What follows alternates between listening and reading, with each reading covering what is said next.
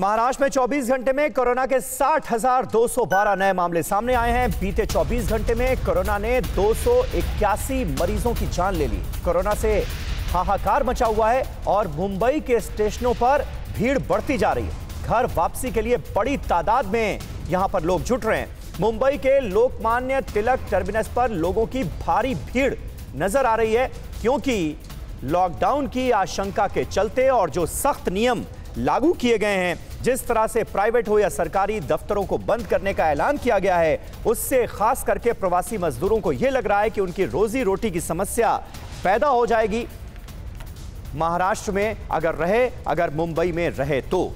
और यही वजह है कि प्रवासी मजदूर अब अपने अपने घरों को, अपने अपने गांवों को वापस लौट रहे हैं और मुंबई के स्टेशनों पर इसीलिए भारी भीड़ का आलम साफ तौर पर नजर आ रहा है।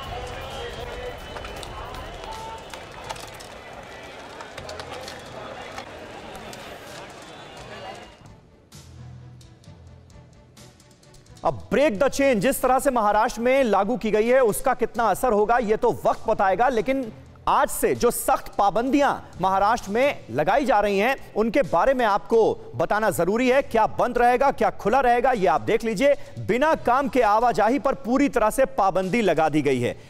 लोकल बस, हवाई जहाज, ट्रेनें, टैक्सी, ऑटो, ये सारी चीजें खुली रखी गई हैं। यानी इस बार ट्रांसपोर्ट सिस्टम जो है वो पहले की तरह चलता रहेगा, यह सुनिश्चित किया गया है। रेस्टोरेंट, बार, स्कूल, कॉलेज, जिम, ये सब बंद रहेंगे। लेकिन वैक्सीनेशन सेंटर, जाहिर है, दवा कंपनियां, बीमा दफ्तर, ये सब खुले रहेंगे ताकि लोगों को किसी तरह की कोई दिक्कत ना हो। लेकिन गैर जरूरी आवाजाही जो है उस पर पूरी तरह से पाबंदी लगाने के लिहाज से सिनेमा हॉल्स, थिएटर्स, ऑडिटोरियम, ये सब बंद कर दिया गया है। अस्पताल, जांच केंद्र, क्लिनिक, ये सब जाहिर है खुले रहेंगे और इस वक्त लोगों को इन्हीं की सबसे ज्यादा जरूरत भी है। Amusement park, video game parlours, जहां पर बच्चे इकट्ठे होते थे, उनको भी पूरी तरह से बंद कर दिया गया है। पेट्रोल पंप, सिक्योरिटी सर्विस के दफ्तर जो हैं वो खुले रहेंगे, यह सुनिश्चित किया गया है।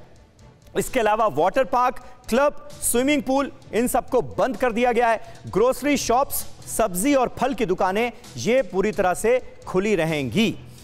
इसके अलावा फिल्म, विज्ञापन और सीरियल्स की शूटिंग भी पूरी तरह से रोक दी गई है। यानी एंटरटेनमेंट इंडस्ट्री पर इसका खासा असर जरूर पड़ेगा, लेकिन ऐसा करना अब जरूरी हो गया है। इसके अलावा dairy, bakery, cold store, warehouse, ये सब खुले रहेंगे। यानी कुल मिलाकर मैसेज ब्रेक द चेन के जरिए यह देने की कोशिश की गई है कि गैर जरूरी आवाजाही पर पूरी तरह से पाबंदी लगा दिया जाए, ताकि कोरोना संक्रमण जिस तरीके से बढ़ता हुआ नजर आ रहा है उस पर रोक लगाई जा सके, जो ब्रेक की जा सके चेन कोरोना की। कुल मिलाकर मकसद यह है। समुद्र, बीच, ओपन स्पेस, धार्मिक स्थल, ये सब पूरी तरह से बंद रहेंगे। RBI, SEBI, stock exchange, cargo सेवा, ये सब खुली रहेगी।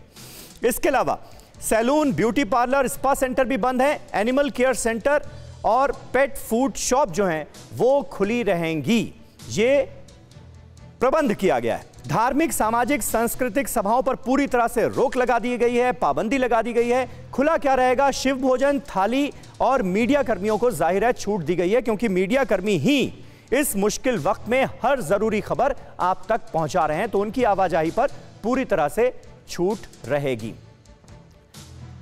शिवांगी ठाकुर हमारी संवाददाता इस वक्त पुणे से हमारे साथ मौजूद हैं। पुणे में भी लगातार कोरोना कहर बरपा रहा है शिवांगी, और अब महाराष्ट्र में आज से जिन सख्त पाबंदियों को लागू किया जा रहा है ब्रेक द चेन प्रोग्राम के तहत, उसका कितना असर आने वाले वक्त में देखने को मिलेगा? क्या उम्मीद है सरकार की?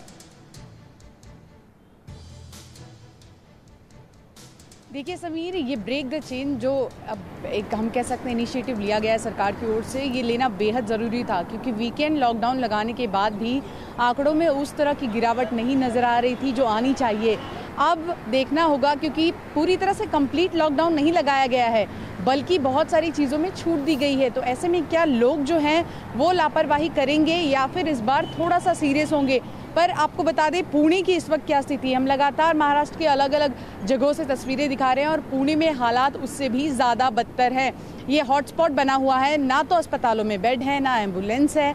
अगर किसी की मौत कोरोना से हो जाती है तो उसके परिवार को घंटों इंतजार करना पड़ता है डेड बॉडी लेने के लिए। शमशान में भी वही हालात हैं। और कुल मिलाकर कल साफ तौर पर सूबे के मुख्यमंत्री उद्धव ठाकरे ने कहा है कि ऑक्सीजन की बहुत ज़्यादा कमी है यहाँ पर।